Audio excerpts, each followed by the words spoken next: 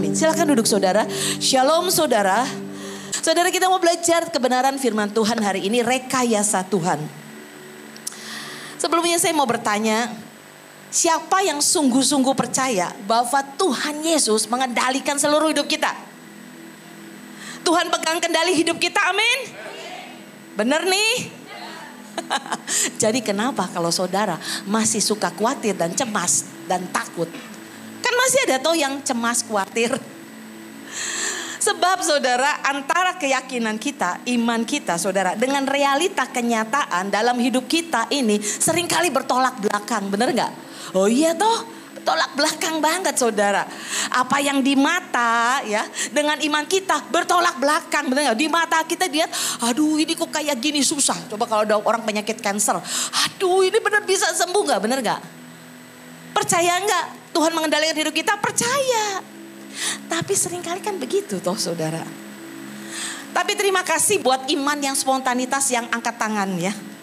Tapi saya berdoa saudara, yang angkat tangan dengan tegas, dengan percaya. Tolong saudara, saudara benar-benar harus memperkatakan loh ya, bahwa percaya Tuhan apapun yang terjadi ya. Nah, kalau kita ini sudah angkat tangan, saya berdoa gak ada lagi takut yang cemas, takut dan cemas, gak ada lagi yang takut dan khawatir, amin. Tapi saya mau tanya jujur nih ya, jujur nih. Dalam seminggu ini, siapa di antara saudara yang sempat mengalami kecemasan, kekhawatiran? Ini dalam seminggu ini nih ya. Mungkin dalam seminggu ini berarti waktu minggu yang lalu sampai hari ini nih ya. Dalam seminggu ini nih, jujur. Siapa di antara saudara yang sempat mengalami cemas dan khawatir? Ada enggak? Tadi katanya udah angkat tangan. Saudara, jujur namanya manusia gak ada yang sempurna ya saudara. Gak ada manusia yang sempurna. Manusia tuh ya saudara, kita nih anak-anak Tuhan tuh ya, teorinya hebat, bener gak? Kan firman Tuhannya juga hafal, teorinya hebat saudara. Teorinya ngerti, ngelotok saudara, harus mengampuni. Tapi mengampuni, susahnya minta ampun, bener gak? Teorinya gampang, tapi dilakukannya minta ampun susahnya. Contohnya ya saudara, Tuhan bilang nih, jangan khawatir. Jangan khawatir, firman-Nya. Jangan khawatir, jangan takut. Burung di udara dipelihara. Tapi kenyataannya kita sering cemas dan khawatir. Kalau ada orang yang berkata normal, manusia itu khawatir normal. Kalau ada orang yang berkata wajar, ya namanya orang banyak hidup menghadapi macam-macam, normal, wajar kalau khawatir manusia itu. Tapi saya mau berkata ya, berhenti mengatakan itu. Jangan mengatakan normal adalah normal kalau manusia itu khawatir. Jangan katakan itu. Karena ayatnya firman Tuhan berkata ratusan kali, Tuhan berkata jangan takut, jangan takut, jangan khawatir.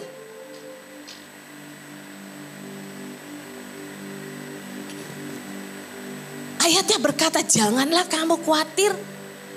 Dan berkata apa yang akan kami makan, apa yang akan kami minum, apa yang akan kami pakai. Sedangkan burung di udara yang gak punya rumah, gak punya pakaian, dipelihara Tuhan. Nah, kekhawatiran ini datang ketika kita mendengar vonis dokter. Sakit, kanker, sakit. Apa ya saudara? Jantung. Melihat saldo ATM kita berkurang. Mengalami masalah yang berat. Kekhawatiran datang. Tapi keputusan untuk memikirkan dan menyimpannya di dalam hati kita, itu pilihan kita, benar gak? Jadi jangan dipikirin terus disimpan di hati kita. Khawatir, takut. Itu pilihan di tangan kita. Harus dibuang itu. Nah, kekhawatiran muncul ketika kita mengandalkan kekuatan pikiran kita. Benar gak? Coba. Begitu pikirannya main, aduh khawatir, aduh takut. Kekhawatiran datang ketika kita mengandalkan kekuatan manusia kita. Padahal Tuhan berkata itu akan mendatangkan kutuk. Yeremia 17 ayat 5 berkata, saudara, terkutuklah orang yang mengandalkan manusia dan terkutuklah ya yang mengandalkan kekuatannya sendiri, mengandalkan pikirannya, yang hatinya menjauh dari Tuhan. Jadi Tuhan mau kita nggak boleh takut dan khawatir, saudara. Caranya bagaimana? Renungkan firman Tuhan, renungkan firman Tuhan. Perkatakan firman Tuhan, sebab iman timbul dari pendengaran firman Kristus. Iman timbul dari pendengaran firman Kristus. Jadi renungkan firman Tuhan dan diperkatakan, imanmu timbul kuat. Percaya Tuhan. Nah, kita kembali ya, rekayasa Tuhan. Jadi kenapa sih Tuhan itu merekayasa hidup kita? Saya berpikir ya saudara, ada saatnya kita ini harus benar-benar mengenal Tuhan. Sejauh mana Dia mau memperkenalkan dirinya kepada kita. Jadi ayo kita tuh ya harus mengenal Tuhan ya. Sejauh mana Dia mau memperkenalkan dirinya kepada kita. Kenapa tujuan rekayasa Tuhan? Tuhan itu mau memperkenalkan seluruh dirinya kepada kita. Nanti ngerti ya, rekayasa Tuhan tuh maksudnya apa. Hidup kita nih sering banget sih direkayasa Tuhan. Jadi saudara, artinya apa saudara? Ada begitu banyak ya, Tuhan itu ya ingin menyatakan, memperkenalkan dirinya pada kita. Jadi diizinkan kita diproses Tuhan, dibentuk Tuhan, direkayasa Tuhan. Sepertinya hidup kita kok dimainin Tuhan ya. Ya nanti saya mau jelaskan contohnya hidup Yusuf ya. Yusuf itu paling direkayasa Tuhan. Banyaklah hampir semua tokoh di Alkitab direkayasa Tuhan hidupnya. Sepertinya sesuatu yang gak enak ya. Tapi ujungnya kemuliaan Tuhan dinyatakan. Ada begitu banyak yang Tuhan mau perkenalkan dirinya, tunjukkan keberadaan dirinya, pribadinya sendiri, karakternya, sifat-sifatnya, kemahakuasaannya, keilahiannya. Seluruhnya yang ada dalam dirinya sebenarnya ingin supaya manusia itu gambar dirinya, ciptaannya tuh mengerti. Tuhan ingin memperkenalkan dirinya seutuhnya ini loh. Di kamu supaya ngerti aku nih Tuhan siapa buat kamu. Tuhan mau kita mengerti Tuhan di berbagai sisi. Kemurkaannya ya, tapi kesabarannya, cintanya yang luar biasa. Itu mau diperkenalkan. Karena kita tuh diciptakan segambar serupa dengan Tuhan. Bayangin kita nih sama loh, segambar serupa dengan Tuhan loh. Jadi dalam diri kita ada DNA ilahi. Ya kalau manusia tuh punya DNA ya. Ada seorang yang jago badminton. Karena dia DNA-nya turun, jago badminton banget. Itu DNA ya, gen keturunan. Nah kita nih punya DNA ilahi saudara. Jagonya Tuhan apa? Ada di dalam kita saudara. Kesabarannya misalnya, apanya. Nah, seperti itu saudara. Jadi kita diciptakan segambar dan serupa dengan Tuhan. Ini menurut saya manusia tuh sangat dihargai. Lebih dari binatang saudara. Manusia komplit punya seluruh roh, jiwa dan tubuh.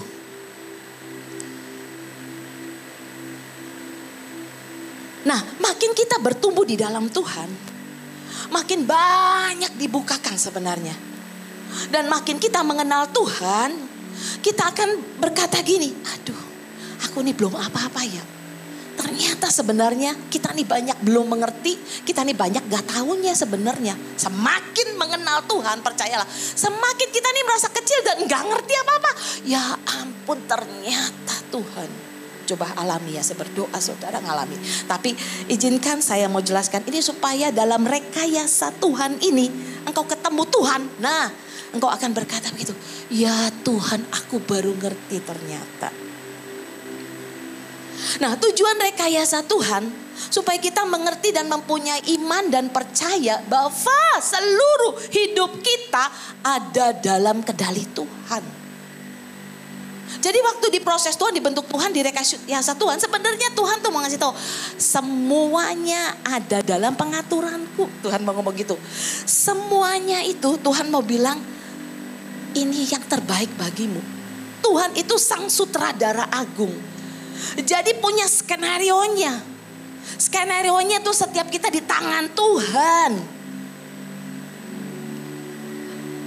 Kemarin saya berdoa untuk seseorang, tiba-tiba saya melihat sebuah buku. Itu skenarionya Tuhan menurut saya. Tuhan melukis dengan tangannya sendiri. Dengan penanya, dengan tangannya sendiri. Melukis setiap kita loh. Berarti kejadian-kejadian juga bisa dilukis Tuhan. Dan Tuhan itu, makanya Alkitab berkata, aku melukis engkau di tangannya toh. Benar saudara. Saya melihat Tuhan melukis kita. Kedua saudara, dia menulis, aduh tulisannya bagus banget saudara. Menulis setiap hidup kita. Dari sejak dalam kandungan engkau ditulis dan engkau ditenun di bawah, di dalam rahim. Sampai destinimu, sampai ujungnya saudara. Nah, jadi lagi ya. Tujuannya saudara, ya supaya kita mengandalkan Tuhan. Kenapa kita direkayasa Tuhan? Tadi saya bilang bahwa itu karena Tuhan tuh mau ngomong kamu tuh sudah ditetapkan hidupnya nih. Ya, sudah dicatat semua ada dalam kendali Tuhan. Kalau kamu percaya. Nah, kenapa Tuhan izinkan merekayasa kita? Supaya kita mengandalkan Tuhan, enggak bersandar pada pengertian kita sendiri. Jadi kita enggak bersandar pada kebenaran sendiri, diri sendiri. Karena waktu direkayasa Tuhan, sebab banyak yang, maaf kata, ngebalelo. Artinya banyak yang karep dewek, banyak yang berontak. Karena enggak kuat, enggak tahan. Makanya Tuhan berkata, kenapa direkayasa? Supaya kamu tuh kembali sama Tuhan, mengandalkan Tuhan. Jangan pakai pikiran, jangan pakai kebenaran sendiri. Jadi harus mengikuti pimpinan Roh Kudus kemana Roh Kudus itu, roh itu membawa kita. Lagi tujuan rekayasa Tuhan, ayo diganti dong ini. Saya sudah keempat nih. Ya. Nah tujuan rekayasa Tuhan saudara, untuk kebaikan kita. Supaya rencana Tuhan dalam hidup kita tergenapi semuanya. Jadi kalau kita sekali lagi ngadepin masalah diproses. Rasanya aduh Tuhan sakit semua. Tuhan gimana ini? Tujuannya apa saudara? Mendatangkan kebaikan supaya rencana Tuhan dalam hidup kita ya tergenapi semua. Nah, saya mau kita belajar kebenaran firman Tuhan hari ini ya.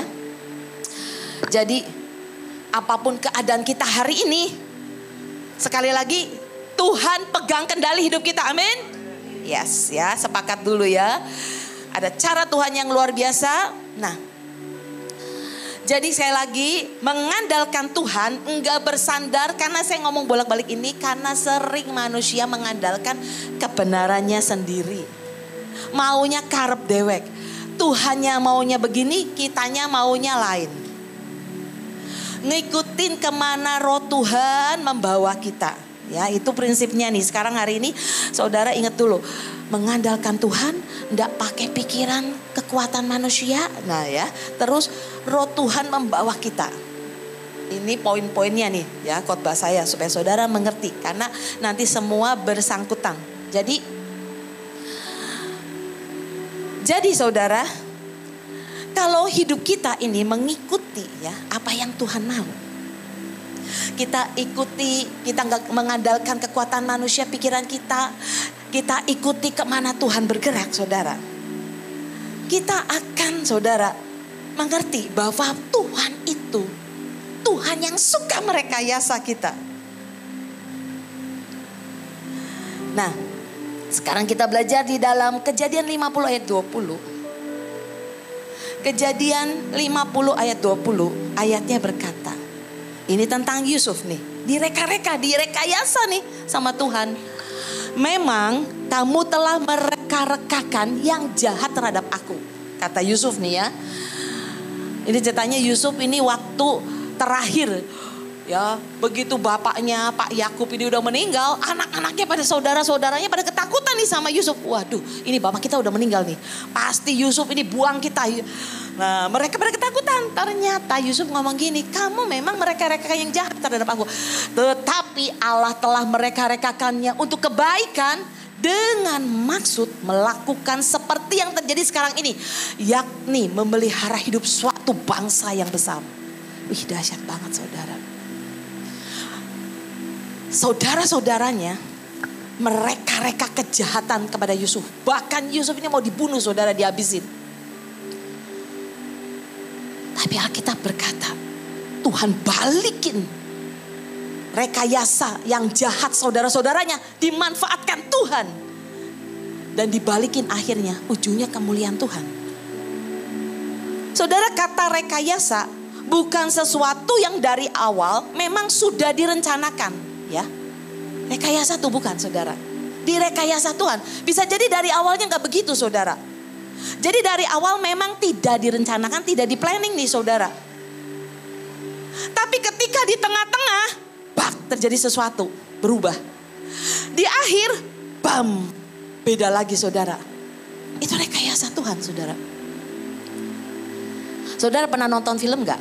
Kalau nonton film tuh ada plot twist ya saudara. Plot twist itu ya bagian dimana si sang sutradara kan menulis sebuah cerita ya. Tiba-tiba ada suatu perubahan yang harus diganti. Mendadak dia punya ide apa mungkin ya. Bam. Di tengah atau di belakang berubah saudara. Tahu-tahu lah dilala orang ini toh yang jahat, orang ini toh ngelakuin gini gitu ya. Kan seperti itu saudara. Sesuatu yang beda. Tuhan itu mulai main dalam kehidupan kita. Merekayasa sesuatu. Saudara-saudara, Yusuf ini jahat semua saudara. Tapi justru hal itu dimanfaatkan Tuhan untuk mendatangkan kebaikan. Di dalam hidup kita, di tengah-tengah keadaan yang sulit, yang masalah, yang problem yang besar, iblis itu sering banget menjegal supaya kita gak sampai kepada tujuan kehendak rencana Tuhan. Iblis itu sering sekali mempermainkan hidup kita, dibuat supaya gagal rencana Tuhan dalam hidup kita. Sering banget. Dibuat jatuh. Dibuat habis hidupnya. Meninggalkan Tuhan. Itu iblis saudara. Tapi Tuhan bisa memanfaatkan. Percaya saudara, Tuhan bisa membalikan keadaan. Amin. Kemarin saya berdoa yaitu untuk seseorang. Saya melihat Tuhan melukis dan menulis dengan tangannya. Kisah hidup kita itu bakal jadi apa. Dan Alkitab berkata, sekalipun manusia ya, orang benar jatuh 7 kali katanya. Orang benar jatuh berulang kali, habis. Tapi Tuhan bisa angkat hidupnya, amin. Tuhan angkat hidup kita. Tuhan menetapkan langkah-langkah orang yang hidupnya berkenan kepadanya. Jatuh gak tergeletak saudara. Tiba-tiba saya melihat Tuhan seorang penjunan. Dia sedang buat tanah, lihat saudara, bejana dibuat. Kitab Yeremia dikatakan Tuhan itu ya, katanya kalau Tuhan itu sebagaikan seorang ya penjunan membuat bejana. Kalau bejana itu rusak katanya bisa dibuat lagi, diubah lagi saudara. Itu saudara dan saya. Hebat ya Tuhan. Kasihnya ajaib.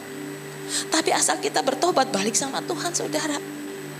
Sejelek, sehina, sekotor, serusak apapun hidup kita, kita bertobat, Tuhan sanggup balikan semua saudara. Jadi Tuhan itu punya berbagai macam cara saudara, banyak cara yang berbeda. Cara Tuhan kadang-kadang berbeda dengan apa yang awalnya kita pikirkan. Manusia kan pikirannya terbatas, benar gak? Tuhan kan tidak terbatas, benar gak? Manusia kan cetek pikirannya. Tuhan pandangannya, pikirannya luas. Hebat banget. Jadi kita nih, hidup kita nih benar di tangan Tuhan saudara. Di tangan Tuhan. Di tengah-tengah di akhir bisa terjadi perubahan rekayasa Tuhan. Jadi sebenarnya dalam hidup kita sejujurnya ya saudara, saya mau bilang sebenarnya Tuhan itu sudah tetapkan sebegitu rupa yang terbaik. Tuhan gak beri yang baik loh, yang terbaik sebenarnya buat kita, amin. Yang terbaik saudara. Enggak ada seorang bapak kasih, kamu kasih yang biasa-biasa aja ya. Udah yang baik-baik aja. Gak usah yang paling bagus. Gak akan saudara. Kita orang tua aja begitu, gak akan. Kasih yang terbaik. Kalau kita punya duit, sekolah nak, pendidikan yang terbaik nak. Aku sekolah nak. Benar gak? Kalau kita punya uang maksudnya bisa semua yang terbaik. Bagaimanapun lebih-lebih Bapak kita di surga saudara.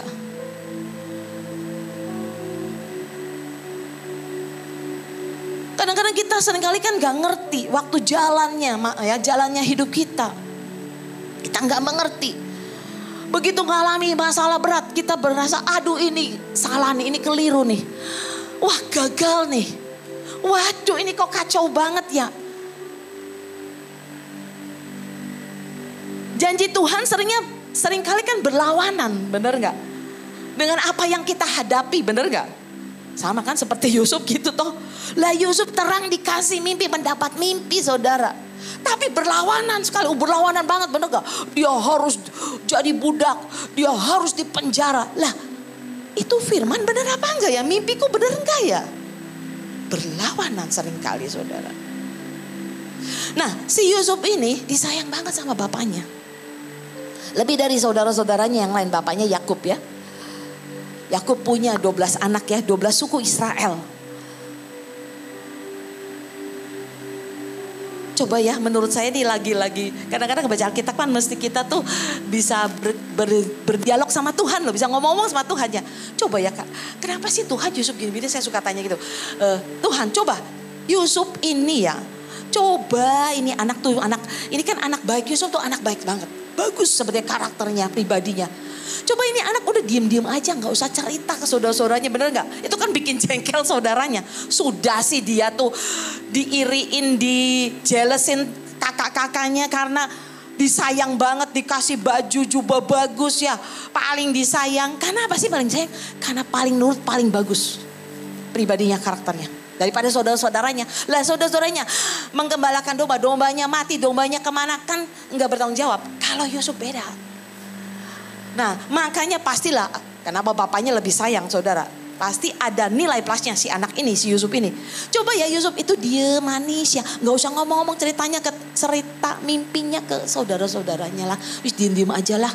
Lah ya kan begitu dia udah dibenci karena saudara-saudara iri.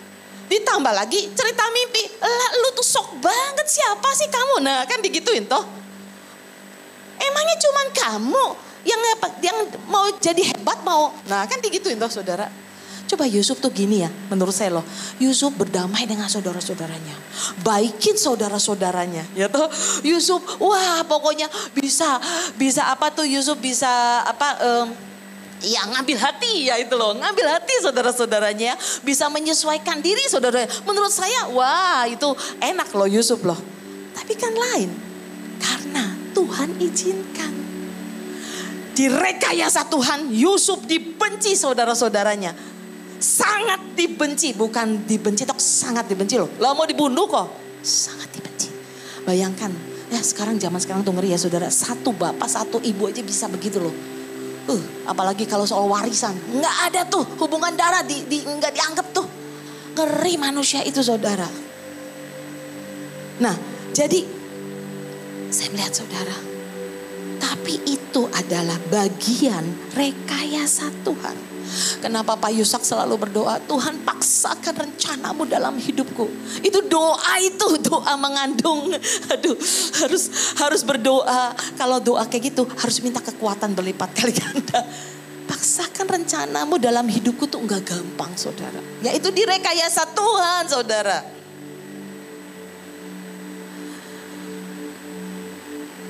Jadi saudara, kalau saudara dijahatin orang, saudara mungkin ditindas suamimu, wah saudara dihajar suamimu, saudara digalakin istrimu, mungkin dibuat lebih jahat lagi, atau saudara dirundung, dibully, diapain orang saudara, dipermainkan.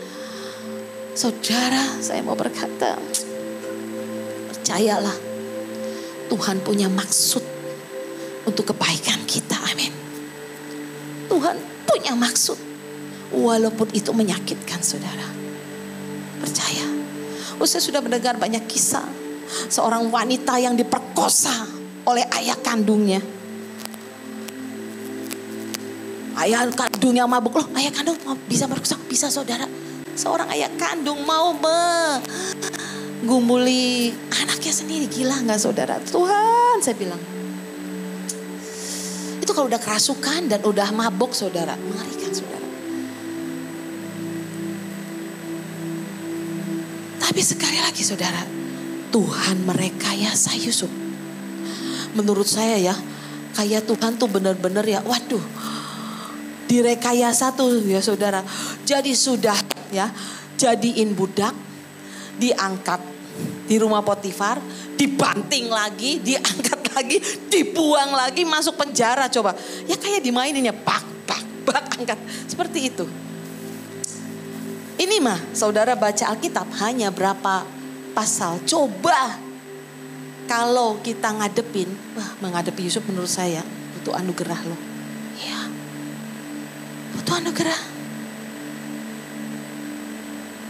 Mazmur 105, ada nggak di sini? Mazmur 105 ayat 16 sampai 21. Saudara, Yusuf dijual menjadi budak dan dipenjara. Tuhan itu punya cara tersendiri. Tuhan punya surprise dalam caranya. Amin. Tuhan punya kejutan caranya itu pada hidup kita. Amin. Nah, jadi ceritanya tuh, Yusuf udah di penjara nih ya. Sekian lama Yusuf di penjara, masuklah kepala juru minum dan kepala juru roti nih. Dan mereka berdua bermimpi. Nah, Yusuf bisa mengartikan mimpinya. Dan benar-benar mimpinya terjadi, saudara. Mereka kembali ke istana, ya, kembali kepada Raja Firaun. Mimpinya tuh terjadi semua yang diucapkan Yusuf. Tapi rekayasa Tuhan berkata begini, Yusuf dikatakan tidak diingat sama sekali oleh kepala juru minuman. Yusuf kan ngomongin nanti ya, kalau kamu sudah dibebaskan, ingat aku ya, kata Yusuf gitu tuh. Alkitab ngomong gitu. Blas, orang Jawa bilang blas lali, ya juru minuman, kepala juru minuman, blas lali karo Yusuf, saudara. Tidak diingat selama 2 tahun, saudara. Tidak diingat. Tuhan itu ya senang banget loh cari gara-gara loh. Kok ya dilana sebentar lagi ya. Yusuf sudah hatinya bong-bong mungkin ya. Wah ini sebentar lagi aku nih ketemu Firaun dibebaskan nih.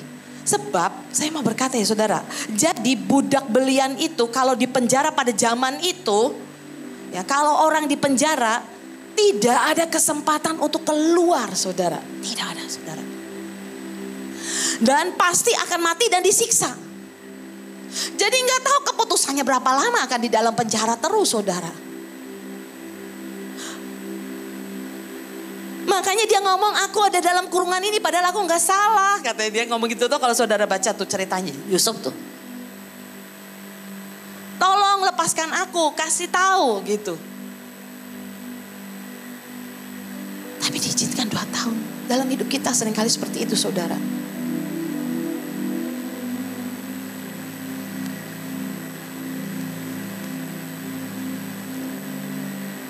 Tapi saya mau berkata Tuhan itu sempurna jalan-jalannya. Amin. Tuhan sempurna jalan-jalannya dalam hidup kita. Amin. Jadi kalau misalnya Tuhan izinkan saudara, kita belum lihat pertolongan Tuhan, kita belum mengalami penggenapan janji Tuhan, artinya saya mau berkata engkau sedang dipersiapkan untuk sesuatu yang lebih besar. Amin. Saudara, itu ujian kedewasaan. Tuhan menimbang, melihat hati kita. Ini belum cukup. Yusuf digembleng lagi, pak supaya matang. Ya saudara, ujian kedewasaan, ujian kerendahan hati hamba, ujian iman, saudara. Ujian peninggian. Bisa jadi kalau Yusuf semuanya gampang jadi raja. Wah, dia sombongnya setengah mati, bener gak? Rencana Tuhan gak terjadi dalam hidup dia. Direndahkan lagi hatinya, dipencet lagi sama Tuhan, saudara. Supaya kau ngerti, Tuhan bilang. Karena memelihara sebuah bangsa yang besar. Tapi ada ayat yang luar biasa, saya suka sekali. Ya, tadi saya katakan ya, lanjut sebelum ini. Ada satu hal lagi yang berperan dalam rekayasa Tuhan adalah timing Tuhan, waktu Tuhan. Dalam rekayasa Tuhan ada waktu Tuhan yang berperan, saudara. Tadi kan kita baca ayatnya ya, saudara. Mazmur 105 ayat 18-19 itu berkata, mereka mengimpit kakinya dengan belenggu, lehernya masuk ke dalam besi, sampai saat firman-Nya sudah genap. Dan janji Tuhan membenarkannya. Jadi Yusuf itu kalau saudara mau tahu ya, kan Alkitab berkata mereka mengimpit kakinya dengan belenggu, lehernya masuk dalam besi, dipasung, saudara. Jadi Yusuf itu dipasung, saudara, bayangkan. Dirantai dengan besi sampai jiwanya masuk katanya ke dalam besi itu. Artinya apa? Sakit sekali Yusuf itu. Karena dia gak bersalah. Sesuatu yang menyakitkan itu ada dalam hidupnya. Tapi yang hebat, Yusuf tuh gak sakit hati loh. Yang luar biasa.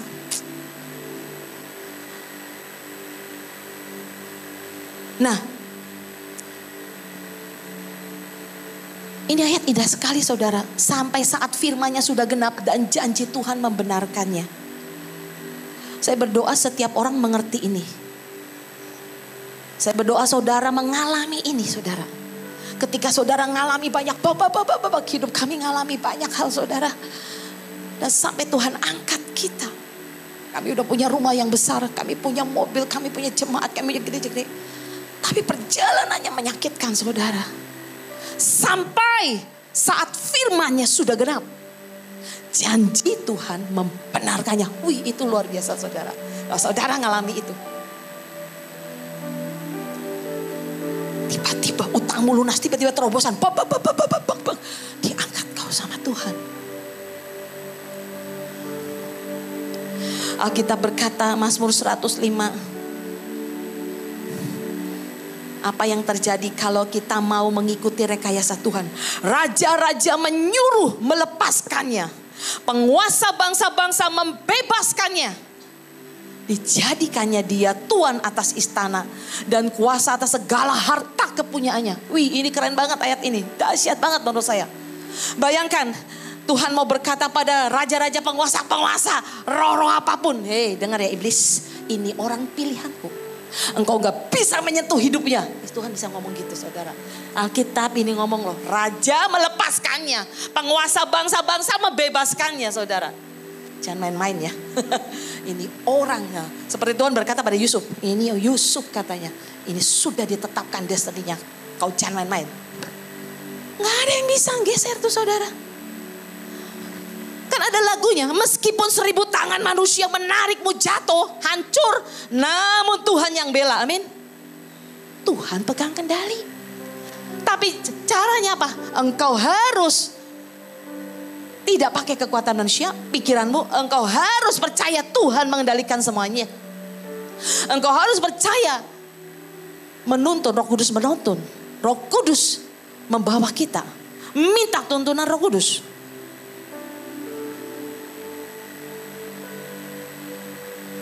Jadi waktu yang terjadi di Yusuf itu sampai dia diangkat. Yusuf umur 17 tahun mendapat mimpi dan mimpinya jadi kenyataannya di umur 30. Yusuf tuh jadi penguasa di Mesir ya. Umur 30, jadi ada 13 tahun. Tergantung Tuhan merekayasa kita berapa tahun, saudara. Saya ingat, saudara, tahun 2000, tahun milenial itu, saudara. Tuhan berkata, nah, selesai, naik. Tahun 2000 saya jam 4:30, jam 5 pagi disuruh Tuhan bangun, berlutut di bawah kasur, nangis saya. Selesai, Tuhan bilang. Wih, langsung bet semua. Hidup kami naik, diberkati. Tapi ngalami proses Yang menyedihkan ketika kami dalam kesusahan ya, adiknya Pak Petrus ini bisa ditipu orang ya, uangnya dikasihin orang, orangnya bawa lari. Zaman itu anak-anak saya masih kecil banget. Jadi yang menanggung kita karena apa? Karena adik Pak Petrus pakai nama kakak saya pendeta, kakak saya punya gereja. Taruhannya nyawa kakaknya saudara. Taruhannya gereja kita saudara. Jadi mereka geruduk datang ke rumah kita ngancam. Katanya, dengar ya Pak, kami akan bawa masa 100 masa, hancurkan gereja Bapak. Ngomongnya ngancam-ngancam gitu saudara. Kami gak punya uang sama sekali. Kami nih ngontrak rumah berapa? 5-6 tahun. Gak punya mobil 7 tahun. Waduh berat sekali. Saudara, saya pernah dengar pengajaran Charles Niemann. Juga dengar kasetnya dan baca-baca bukunya. Charles Niemann ini mengajar believing and speaking. Percaya dan perkatakan. Maka akan terjadi dalam hidupmu. Believing and speaking saudara. Nah, jadi ceritanya saudara.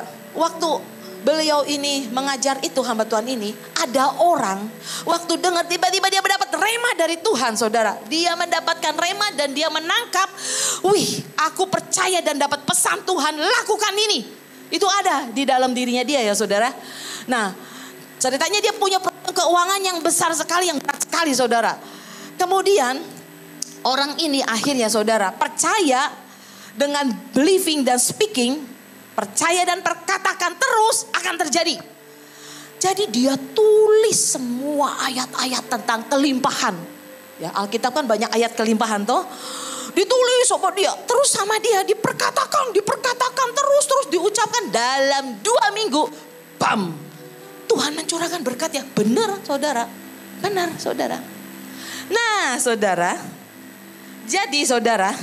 Dia mendapat rema tentang believing dan speaking ini. Ya, diucapkan 2 minggu jadi kenyataan. Benar saudara, dia dapat rema itu dari Tuhan dan terjadi. Tapi ini masalahnya. Begitu sudah terjadi saudara, yang menjadi kenyataan. Jadi dia kan, nah ya namanya orang kan senang ya saudara. Kalau wah jadi kenyataan kan senang toh saudara. Tapi ya ada kekeliruannya, dia itu langsung dia dia bilang ke teman-temannya, mulai sekarang ya, kalau kamu ada masalah keuangan, kuncinya believing and speaking, percaya dan perkatakan terus, jadi akan terjadi. Jadi dia ngomong ke teman-temannya seperti itu saudara. Nah ini berarti dia sudah mengandalkan kebenarannya sendiri. Tidak mengandalkan Tuhan saudara. Kesaksiannya boleh diceritakan boleh. Tapi ya kalau dia menetapkan itu sebagai sesuatu yang harus. Nah itu salah saudara. Itu sudah bikin Taurat sendiri. Bikin kebenaran sendiri saudara. Seringkali kan gitu saudara. Dijadiin Taurat baru. Dijadiin kebiasaan, dijadiin pengalaman. Nah Tuhan itu saudara berkata, kita gak boleh mengandalkan kekuatan manusia, kebenaran diri kita. Gak boleh mengandalkan pengalaman. Gak boleh mengandalkan cara dan metode. Amin. Ngerti gak saudara? Ngerti gak? Karena Tuhan itu punya berbagai banyak cara yang berbeda. Amin. Tuhan gak selalu pakai cara yang sama. Cara yang lama tidak selalu saudara. Persoalannya saya mau berkata saudara harus kemukakan ke Tuhan. Tuh saudara harus bilang gini, Tuhan bagaimana mengenai hal ini? Nah caranya bagaimana Tuhan? Apa yang harus aku lakukan? Jadi belum tentu caranya itu lagi saudara. Mengerti ya? Tapi bisa jadi waktu saudara mendengar kesaksian itu, saudara mendapat rema pesan Tuhan dan iya aku terima. Iya boleh saudara lakukan, benar gak? Tapi sekali lagi tanya Tuhan. Persoalannya itu ya, jelas ya, mengerti ya. Bukan, sekali lagi bukan metodenya dipakai lagi gitu loh. Pengalaman ini, kebiasaan ini dipakai lagi. Bukan itu, ngerti ya. Harus persoalannya, Tuhan kau maunya bagaimana Tuhan? Dengan masalahku itu, dengan masalahku ini. Apakah aku harus memperkatakan, apakah aku harus bagaimana? Jadi Tuhan tidak selalu pakai cara yang sama. Justru caranya gak terduga saudara. Bahkan mungkin caranya sesuatu yang gak mungkin bisa jadi saudara. Ada banyak cara yang Tuhan bisa lakukan dalam hidup kita, amin. Ada banyak saudara, Tuhan itu kan idenya seabrek-abrek saudara. Caranya seabrek-abrek. Metode manusia praktis tidak ada loh, gak ada loh. Oh metodenya harus begini-begini, gak ada saudara. Metodenya cuma satu, yakni apa? Mengikuti apa yang Tuhan kehendaki dan Roh Kudus nyatakan. Jelas? Metodenya apa? Apa yang Tuhan kehendaki buat kita, yang Roh Kudus nyatakan. Makanya ya hidup kekristenan tuh ya hubungan dengan Tuhan saudara. Kekristenan itu ya, itu hubungan kita sama Tuhan secara pribadi. Ayo baca Alkitab harus tiap hari, ngomong sama Tuhan, dialog, cerita. Ayo bergaul sama Tuhan. Nanti kalian ngalami yang ajaib, kita ngalami ajaib saudara. Sikap hati juga. Duh kita nih ya, bener-bener loh hidup kita nih harus dijagain sama Tuhan. Kalau enggak menceng-menceng seringnya kita itu. Jadi sekali lagi, kalau kita mau direkayasa Tuhan kita harus fleksibel, amin. Enggak pakai kekuatan sendiri, pengalaman manusia. Tadi saya bilang cara-cara kita. Tapi kita bergantung sama Roh Tuhan, amin. Terus yang kedua, kita enggak pakai kebenaran sendiri, ya, enggak pakai yaitu karpe dewe, enggak maunya sendiri. Harus fleksibel. Yang pertama harus fleksibel, enggak kaku. Nah yang ketiga, ini yang terakhir, sikap hati sangat menentukan. Sikap hati saudara. Ya sikap hati sombong, sikap hati kepahitan, kecewa, marah. Nah, kan sering kali marah ya. Kita kan sering gitu toh. Jadi saya teringat ya saudara, satu lagi ya. Waktu kita tuh diproses, satu hari Pak Petrus itu pengen banget belajar bahasa Ibrani. Jadi kita ini berdua pergi ke suatu kota, salah satu pengurusnya itu di kota, saya nggak sebutilah kota tertentu ya. Kita pergi ke kota itu, kita minta izin. Pak Petrus minta izin, saya mau sekolah bahasa Ibrani. Bukannya kita direstui dan gimana. Kita dinasehati dan di ngomongin macem-macem saudara. Sampai hal yang gak enak. Pak Petrus itu gereja belum gede. Jemaat sudah diopeni belum? Katanya, pokoknya ngomongnya yang, wah puji Tuhan lah saudara. Jemaat membutuhkan. Wah pokoknya udah diomongin macam-macam saudara. Kita ini ya kayak domba di bawah mau disembelih. Ya bisa diem, bisa kayak diomongin sama majikan bosnya gitu ya. Tapi cara-cara model bos kayak majikan kayak sama bawahannya lah. Tapi saya bersyukur lagi Tuhan tuh baik sekali. Tuhan pegangin hati kita. Kita nih diem gak bisa ngomong. Tapi bersyukur waktu di mobil kita gak marah. Pak Petrus bilang iya ya memang belum waktunya. Jemaat itu butuh kita. Memang ini belum waktunya. Kita tunda semuanya. Jadi kita lakukan semua apa yang si tadi ya, si engkau ini minta ya. Sebut saja pemimpinnya si ko siapa koa minta gitu. Kita mau. Kita tahu kita banyak kurangnya. Gereja belum apa-apa. Jemaat masih butuh kita. Kita masih harus terus melayani Tuhan, bekerja.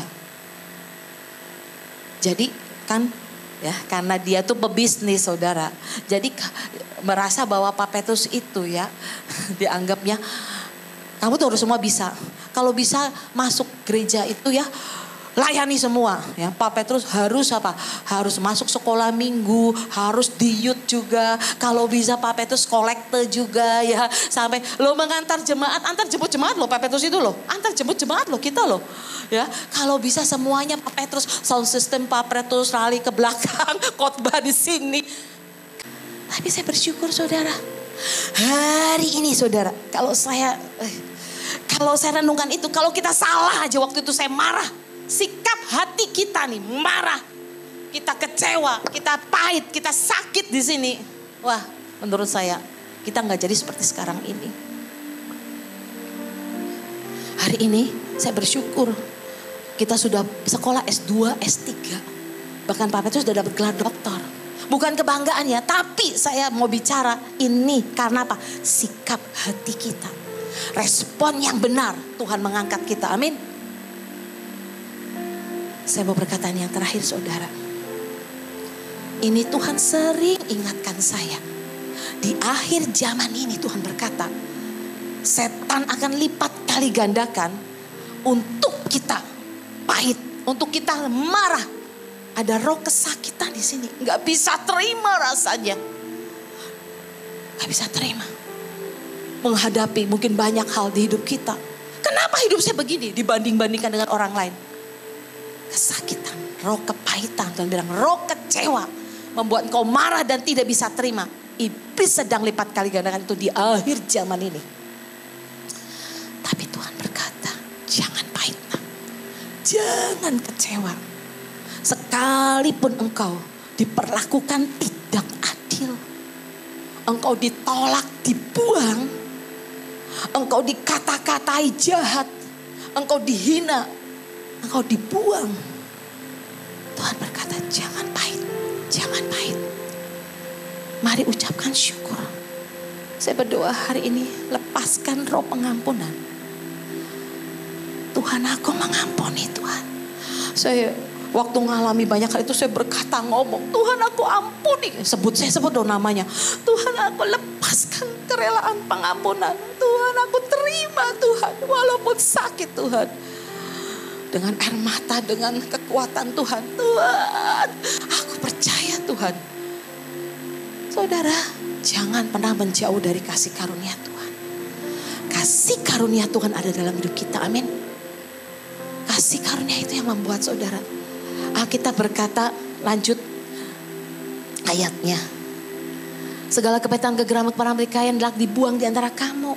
Hendaklah kamu ramah seorang terhadap yang lain, penuh kasih mesra, mengampuni, saling mengampuni. Sebagaimana Allah di dalam Kristus telah mengampuni kita, saudara. Lanjut lagi. Jagalah supaya jangan ada seorang pun menjauhkan dari kasih karunia Tuhan, sehingga menimbulkan tumbuh akar pahit, kerusuhan. Percaya kasih karunia Tuhan ada dalam hidup kita, amin. Mari kita lepaskan. Yuk bangkit berdiri. Lepaskan semuanya. Tiba-tiba saudara, Tuhan itu lagi saya persiapkan firman ini. Tuhan itu berkata jelas ngomong gini saudara. Kasih tahu kepada jemaatku. Tutup semua yang harus ditutup, Tuhan berkata. Buka semua yang harus dibuka. Artinya apa? Saudara tutup semua. Semua tutup. Kesakitan saudara, kemarahan saudara, apapun dalam hidupmu, tutup semua. Intimidasi, semua kejahatan, tutup semua. Tuhan berkata, tutup dan buka saudara. Kau berkata, Tuhan aku percaya. Tuhan sudah sediakan terbaik. Aku buka semua Tuhan. Pengampunan Tuhan, kemurahan Tuhan, kebaikan Tuhan, cinta Tuhan, kelimpahan, kesehatan, kebahagiaan. Buka itu yang semua yang dari Tuhan, amin. Ingat ya, Tuhan berkata, sudah selesai. It is finished. Saya mau berkata saudara, kita hidup dalam masa anugerah yang sangat singkat. Jadi kalau anugerah Tuhan turun malam ini dalam hidupmu, kasih karunia-Nya tidak terbatas, lakukan saudara. Tuhan selesai, Tuhan semua selesai dalam hidupku Tuhan. Semua trauma masa lalu, semua apapun selesai berkata. Mungkin kau bisa berdoa buat anakmu yang menghadapi stres atau apapun. Mungkin siapapun, istrimu, suamimu atau hal apapun. Tutup semua dan Tuhan berkata, buka yang daripadaku. Ada berkat ilahi, surga terbuka.